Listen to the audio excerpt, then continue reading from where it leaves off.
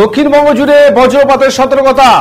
9 এবং 10 তারিখ দক্ষিণবঙ্গে ঝড় বৃষ্টি বেশি থাকবে। 40-50 অথবা 60 কিমি হাওয়া বইবে।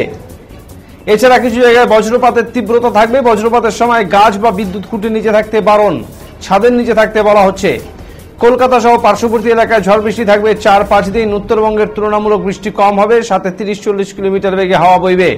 14 তারিখের পর বৃষ্টি কমবে। গরম এর লভা স্পেলিং এরপর বঙ্গোপসাগর থেকে প্রচুর জলীয় বাষ্প ঢুকছে। আসাম থেকে দক্ষিণবঙ্গের উপর দিয়ে উড়িষ্যা পর্যন্ত একটা নিম্নচাপ অক্ষরেখা রয়েছে এবং বঙ্গোপসাগর থেকে আসা জলীয় বাষ্পের ফলে এই বৃষ্টি। কলকাতাতে 9-10 বৃষ্টি ঝড় বেশি হবে, সাথে বজ্রপাত। আজও রাতের দিকে কলকাতাতে বৃষ্টির সম্ভাবনা রয়েছে, জানালো হাওয়া অফিস। বৃষ্টি আর কতদিন? 9 থেকে 10 তারিখ দক্ষিণবঙ্গে ঝড় বৃষ্টির তীব্রতা কিছুটা বেশি থাকার সম্ভাবনা রয়েছে, বিশেষ করে বজ্রপাতের সম্ভাবনা। দু এক জায়গায় বজ্রপাতের তীব্রতা বেশি থাকার সম্ভাবনা রয়েছে, বিশেষ করে 9 থেকে 10 এই পিরিয়ডটায়।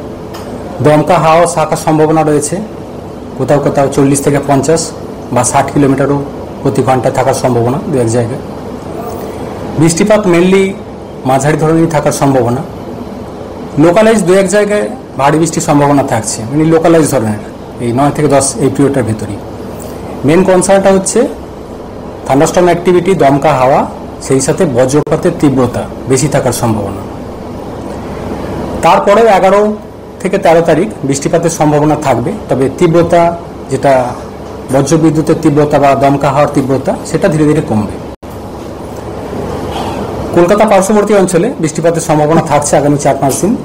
অন্যান্য জেলাগুলোর মতো কলকাতার ক্ষেত্রেও তীব্রতা কিছুটা বেশি থাকার সম্ভাবনা রয়েছে 9 থেকে 10 এই পিরিয়ডটার ভিতরে। উত্তরবঙ্গের জন্য ইন্টেন্সিটি তুলনামূলকভাবে কিছুটা কম থাকবে দক্ষিণবঙ্গের থেকে, তবে বৃষ্টিপাতের সম্ভাবনা থাকছে আগামী 4-5 দিন উত্তরবঙ্গের জেলাগুলিতে। দমকা হাওয়া থাকার সম্ভাবনা মেনলি 30 থেকে 40 কিলোমিটার প্রতি ঘন্টায়।